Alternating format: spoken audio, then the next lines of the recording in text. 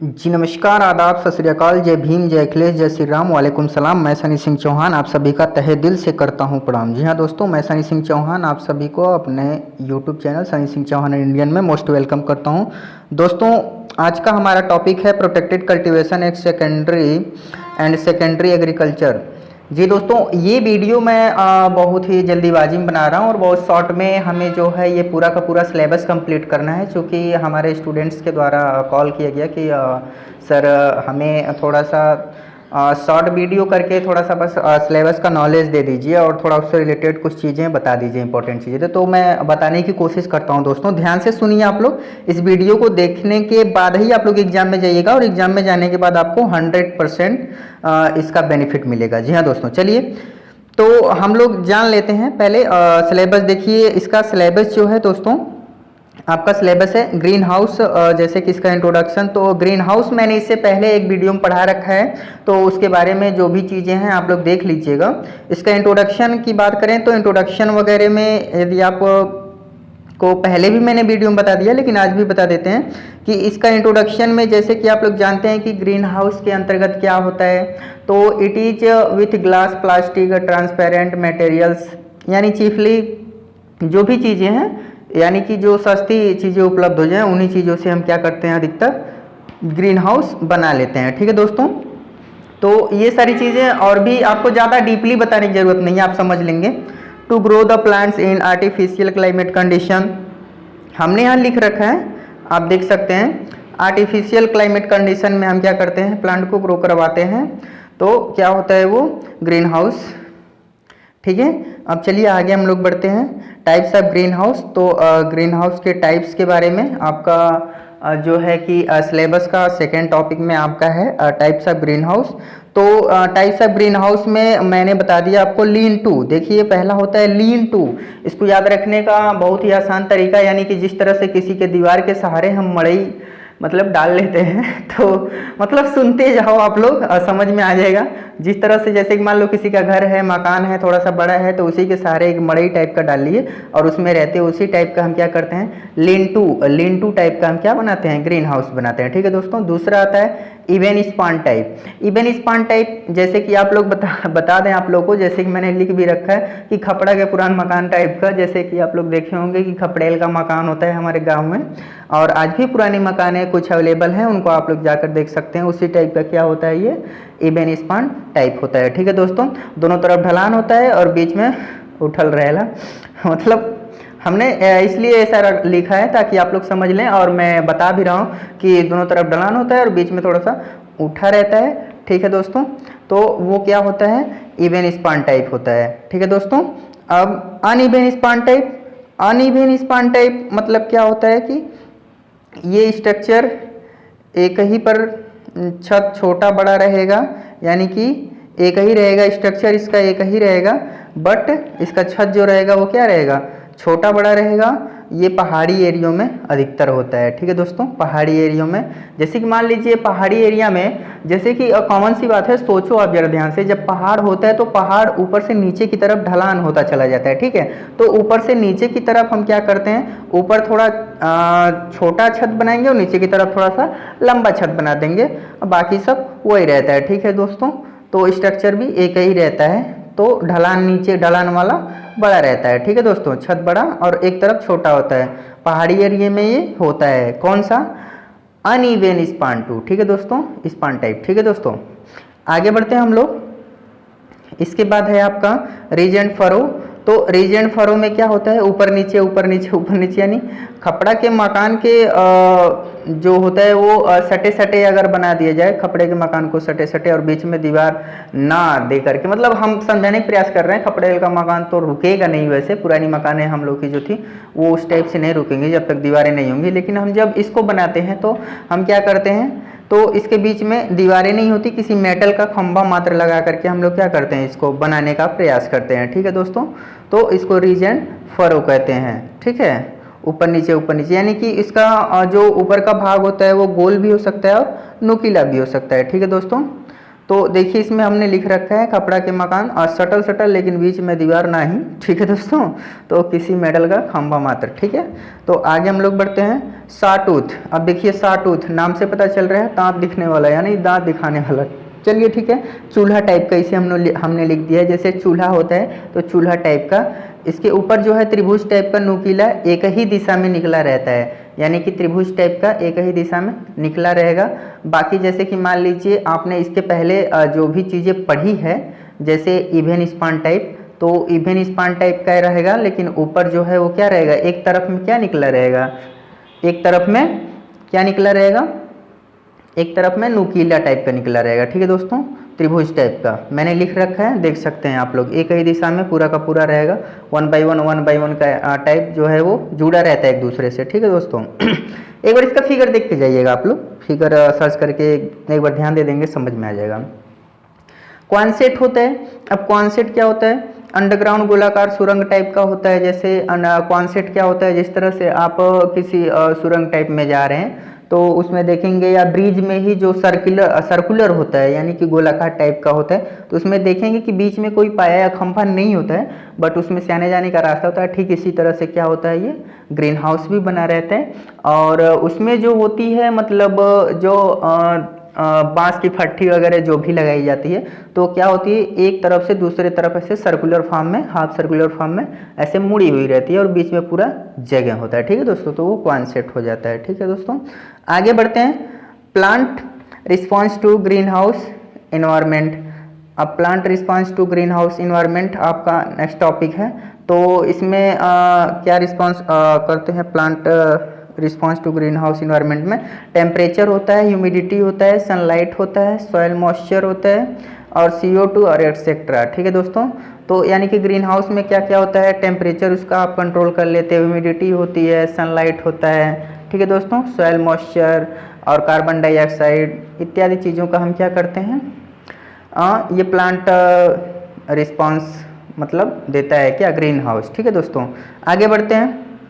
Plant response green house, green house का plant पे क्या प्रभाव होता है, ठीक है दोस्तों। तो ये इन्वायरमेंट के हिसाब से, मतलब कि आर्टिफिशियल इन्वायरमेंट आप जानते हो तो वही चीज़ें हैं, ठीक है दोस्तों। इसमें ज़्यादा कुछ सोचने की ज़रूरत नहीं है, मैंने समझा दिया आप लोग को। नेक्स्ट है planning and design of green houses, ठीक है, planning and design of green houses. तो देखिए जब भी हम प्लान करते हैं कि कौन सा डिजाइन बनाए ग्रीन हाउसेज के लिए, तो फर्स्टली हम क्या करते हैं, वहाँ का हवा का रुख देखते हैं, किस तरफ से रुख बहती है, और जैसे कि मान लीजिए अगर बरसात का मौसम है तो किस तरफ से बारिश होती है, और बर्फ़ अगर गिरता है तो वहाँ स्नोफॉल किस तरफ से होता है, तो उसके अनुसार ही हम क्या करते हैं ग्रीन हाउस। देखिए हमने लिख रखा है लोकल वातावरण के अनुसार, ठीक है दोस्तों। तो ये सारी चीज़ें डिपेंड करती हैं। Design criteria green house for cooling and heating. देखिए design criteria of green house for cooling and heating, तो इसको मतलब design criteria of green house for cooling and heating, cooling and heating में किस तरह से डिजाइन करें उसका क्राइटेरिया ग्रीन हाउस का बताया गया है। तो वर्षा से बचाओ, गर्म मशीन छत के तरफ ऊपर दरवाजे के पास, यानी कि इसका मतलब मैंने ये लिखा है कि जैसे कि मान लीजिए जो ग्रीन हाउसेज होते हैं तो उनको फर्स्टली क्या है कि डायरेक्ट रेन से बचाना होता है, प्रोटेक्ट करना होता है। दूसरी गर्म मशीन रखनी होती है, जैसे कि जिससे हम क्या कर सकें, वहाँ का टेम्परेचर हीट कर सकें, यानी कि प्रॉपर टेम्परेचर दे सकें। और अगर हम जैसे कि उसको कोल्ड कर रहे हैं या हीट कर रहे हैं, जो भी कर रहे हैं, तो छत के तरफ ऊपर की तरफ लगाते हैं या दरवाजे के ऊपर लगाते हैं, ठीक है दोस्तों, उन मशीनों को।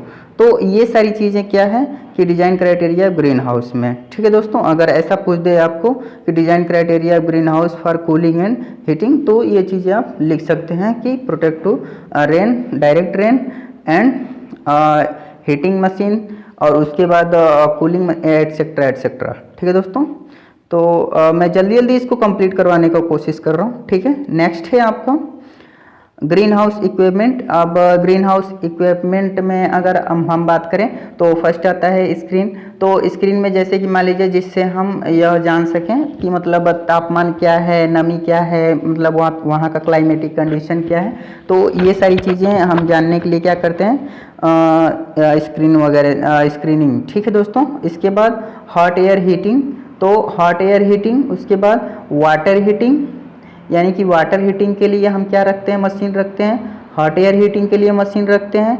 एक्सट्रैक्टर फैन, एक्सट्रैक्टर फैन ये क्या होता है? एक्सट्रैक्टर फैन जैसे कि मान लीजिए कि अंदर यदि कुछ ज़्यादा ही मॉइस्चर है तो इसको बाहर करना, या अंदर बहुत ज़्यादा हीटिंग है तो भी उसको बाहर करना है। ठीक है दोस्तों।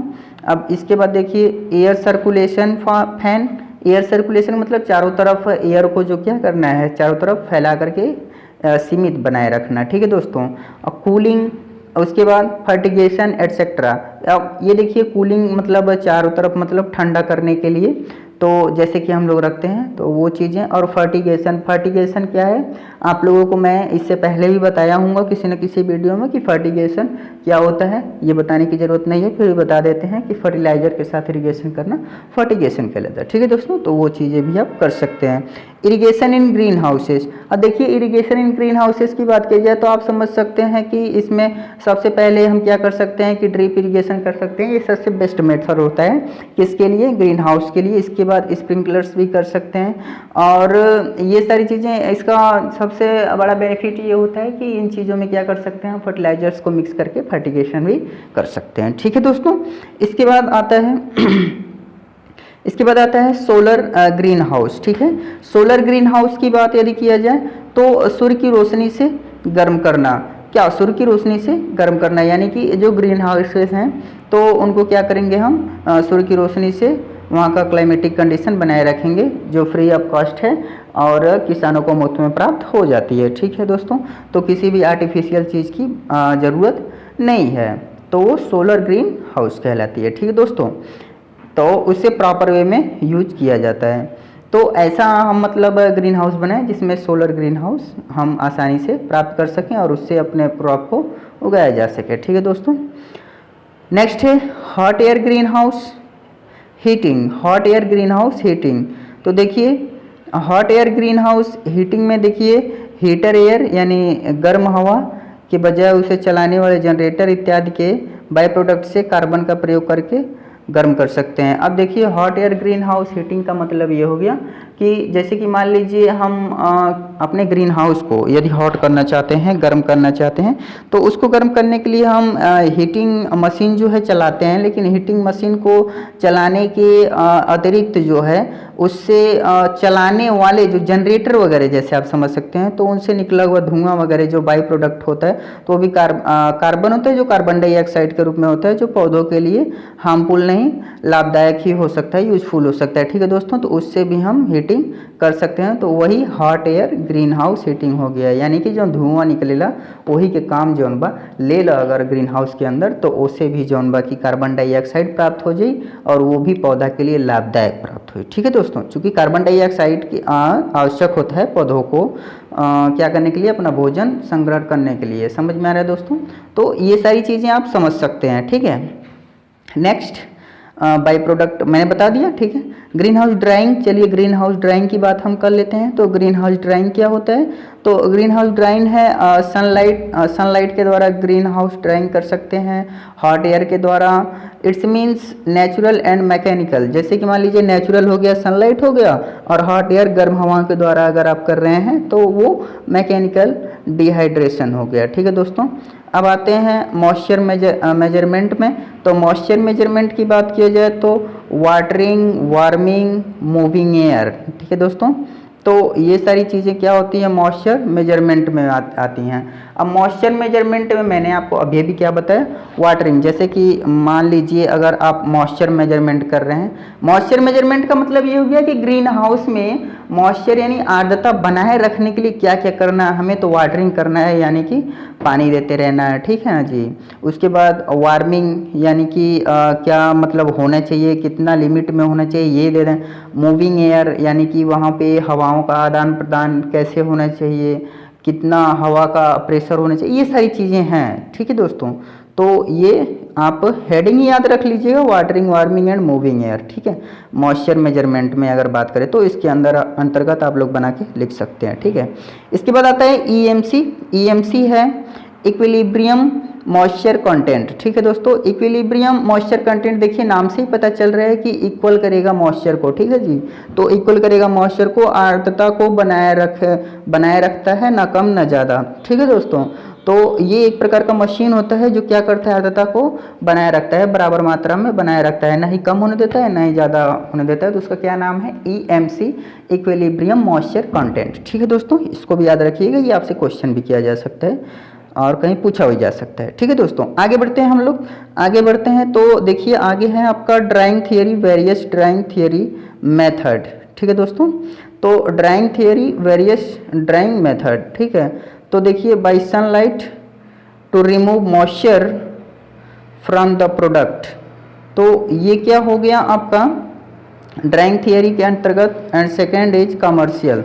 देखिए फर्स्ट आपका नेचुरल मैंने लिख दिया है। तो अगर सनलाइट के द्वारा अगर आप क्या करते हैं कि रिमूव करते हैं मॉइस्चर को फ्रॉम द प्रोडक्ट, प्रोडक्ट से रिमूव करना मॉइस्चर को क्या कहलाता है, नेचुरल। ठीक है दोस्तों, नेचुरल ड्राइंग सिस्टम। ठीक है, और वही कमर्शियल अगर बात किया जाए तो कमर्शियल ग्रेन ड्रायर में हम बात करेंगे आगे। चलिए देखते हैं, जैसे कि ये कमर्शियल ग्रेन ड्रायर। चलिए आगे बढ़ते हैं, डीप बेड ड्रायर। ठीक है दोस्तों, फर्स्ट है हमारा डीप बेड ड्रायर। तो डीप बेड ड्रायर में क्या होता है, in this dryer the drawing air condition will not be same. अब देखिए drawing air condition will not be same, यानी कि ये जो डीप बेड ड्रायर होता है इसमें जो एयर होता है, जो हवा होता है, जो गर्म हवा होती है उसका कंडीशन सेम नहीं हो सकता है, गर्म दबाव सेम नहीं हो सकता है। और कभी कभी क्या होता है, कुछ सीड होते हैं और कुछ सीड क्या होते हैं, ड्राई नहीं हो पाते हैं। तो ये चीज़ें होती हैं डीप बेड ड्रायर में। ठीक है दोस्तों, ऐसे आप बना के इसको खुद भी लिख सकते हैं, उस पर एक कोट चढ़ जाता है, एक लेयर चढ़ जाता है। ये डीपली नहीं मैं बता रहा हूँ, ठीक है दोस्तों, तो इसको समझने का कोशिश कीजिए आप लोग, बस थोड़ा सा मैं हिंट दे देता हूँ। ठीक है, तो हमने आपको क्या बताया, डीप बेड ड्रायर में क्या होता है कि इक्वल नहीं होता है और उस पर एक कोटेड यानी लेयर चढ़ जाता है। ठीक है, नेक्स्ट है फ्लैट बेड एयर ड्रायर। तो फ्लैट बेड एयर ड्रायर में क्या होता है, dried by forcing heated air. ठीक है दोस्तों, तो dried by forcing heated air. तो ये देखिए फ्रॉम सीड बिलो, यानी कि जो सीड होता है, जो बीज होते हैं उसको क्या करेंगे हम किसी भी स्क्रीन पे ऐसे क्या करेंगे, उसको फैला देंगे और फैलाने के बाद क्या करेंगे, उसको नीचे से फ्रॉम सीड बिलो यानी बीज के नीचे से क्या करेंगे हम उसको हीटेड एयर का क्या करेंगे, यानी कि गर्म हवा से उसको क्या करेंगे, ड्राई करेंगे। ठीक है दोस्तों, इसके बाद आता है ट्रे ड्रायर। अब ट्रे ड्रायर की बात किया जाए तो ट्रे ड्रायर अधिकतर आप लोगों ने देखा होगा कि जो केक वगैरह बनाया जाता है तो इन चीज़ों में यूज किया जाता है, या लिक्विड से अधिकतर अगर लिक्विड है तो उसे थोड़ा ड्राई करने के लिए, प्रॉपर वे में ड्राई करने के लिए हम क्या करते हैं, ट्रे ड्रायर का यूज करते हैं। It is use to dry, देखिए हमने लिख रखा है, it is use to dry material like liquid और वेट केक। ठीक है दोस्तों, तो इसको भी आप लोग याद रखिएगा कि ट्रे ड्रायर क्या होता है। ठीक है, इसके बाद आता है फ्लूइडाइज्ड बेड ड्रायर। ठीक है दोस्तों, फ्लूइडाइज्ड बेड ड्रायर FBD। देखिए अब ये देख लेते हैं, fluidized bed dryer FBD, it is used to get desirable moisture. अब देखिए it is used to get desirable moisture like, अब देखिए इसमें लाइक टैबलेट यहाँ पे रहा होगा, थोड़ा सा कट गया है। ठीक है दोस्तों, तो इसे समझने का प्रयास कीजिए आप लोग, लाइक अ टैबलेट। ठीक है, तो ये लाइक अ टैबलेट है। It is use to get desirable moisture like a tablet, जैसे टैबलेट वगैरह में हम इसका यूज करते हैं। तो टैबलेट को सुखाने में, प्रॉपर वे में उसमें मॉइस्चर देने के लिए, तो वो सारी चीज़ें क्या होती हैं। तो इस तरह से आपने समझ लिया कि दवा वगैरह भी सुखाया जाता है प्रॉपर वे में, और कितना उसमें मॉइस्चर होना चाहिए, किसमें कितना नहीं होना चाहिए, ये सारी चीज़ें किससे होती हैं, फ्लूइडाइज्ड बेड ड्रायर से किया जाता है, FBD आपसे पूछा जा सकता है, इसको भी ध्यान में रखिएगा। ठीक है दोस्तों, अब इसके बाद आता है, इसके बाद नेक्स्ट है आपका रेसिकुलेटरी ड्रायर। ठीक है दोस्तों, रेसिकुलेटरी ड्रायर। तो इसे हम जानते हैं, it is the machine that the remove the water from seeds. अब देखिए यह एक प्रकार का मशीन होता है, क्या, रेसिकुलेटरी। ठीक है, रेसिकुलेटरी जो होता है एक प्रकार का मशीन होता है, और ये क्या करता है, रिमूव करता है वाटर को फ्रॉम द सीड, यानी सीड से वाटर को रिमूव करता है। At the last solar dryer. Solar dryer क्या होता है? It is use to remove the moisture from the plants. अब देखिए सोलर ड्रायर की बात किया जाए तो सोलर ड्रायर क्या करता है, सीड से नहीं डायरेक्ट प्लांट से क्या किया जाता है, इसको मॉइस्चर को रिमूव किया जाता है इसका यूज करके, सोलर ड्रायर का यूज करके। ठीक है दोस्तों।